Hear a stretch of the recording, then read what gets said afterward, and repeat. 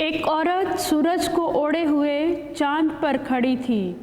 ہمارے لیے آج کی پہلی تلاوت مکاشفہ کی کتاب 11 باب اس کی 19ویں آیت میں سے۔ اس وقت خدا کی ہیکل آسمان میں کھل گئی اور اس کی ہیکل میں اس کے عہد کا صندوق نظر آیا، اور بجلیاں اور آوازیں اور گرجیں پیدا ہوئیں، اور زلزلہ آیا اور بڑے بڑے اولے پڑے۔ پھر ایک بڑا نشان آسمان پر نظر آیا، یعنی ایک خاتون جو سورج کو اوڑھے ہوئے تھی اور جس کے پاؤں کے نیچے چاند اور سر پر 12 ستاروں کا تاج تھا۔ وہ حاملہ تھی اور تکلیف میں رہ کر درد ذہ کے سبب سے چلاتی تھی۔ تب ایک اور نشان آسمان پر دکھائی دیا، اور دیکھو سرخ رنگ کا ایک بڑا اژدہا جس کے 7 سر اور 10 سینگ تھے،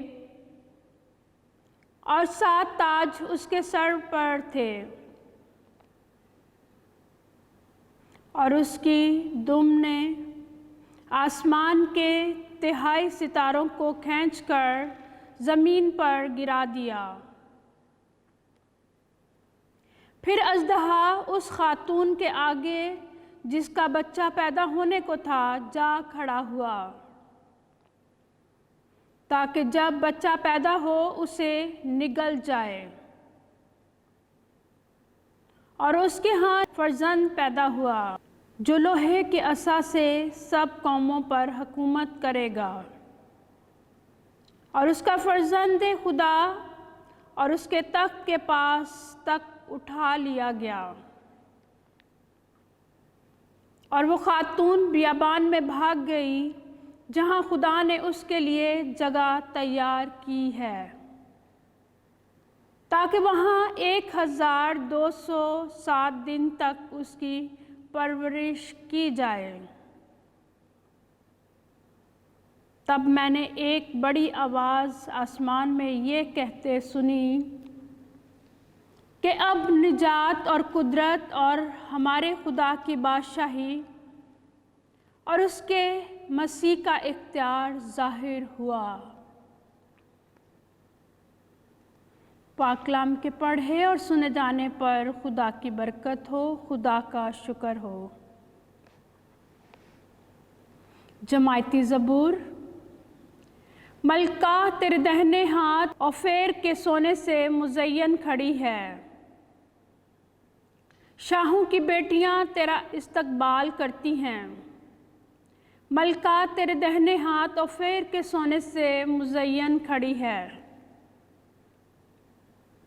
اے بیٹی سن، غور کر کے کان لگا، اپنی قوم اور اپنے باپ کا گھر بھول جا۔ جماعتی جواب۔ ملکہ تیرے دہنے ہاتھ اوفیر کے سونے سے مزین کھڑی ہے۔ بادشاہ تیرے حسن کا مشتاق ہوگا، وہی تیرا خداوند ہے، تو اس کی مطیع ہو۔ وہ خوشی اور شادمانی سے پہنچائی جاتی ہے، وہ شاہی محل میں داخل ہوتی ہے۔ جماعتی جواب۔ ملکہ تیرے دہنے ہاتھ اوفیر کے سونے سے مزین کھڑی ہے۔ ہمارے لیے آج کی دوسری تلاوت مقدس پالوس رسول کا پہلا خط کرنتھیوں کے نام 15 باب اس کی 20 سے 26ویں آیت۔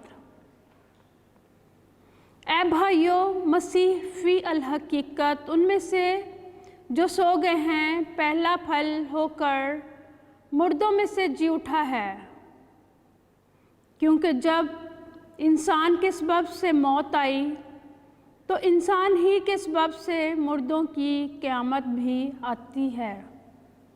اور جیسا آدم میں سب مرتے ہیں ویسا ہی مسیح میں سب زندہ کیے جائیں گے، لیکن ہر ایک اپنی اپنی باری میں۔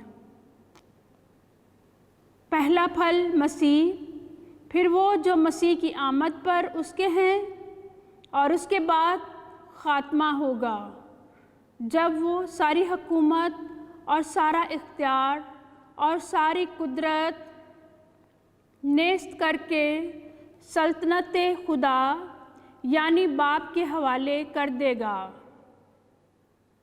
क्योंकि जब तक वो सब दुश्मनों को अपने पांव तले ना लाए ज़रूर है कि सल्तनत करें।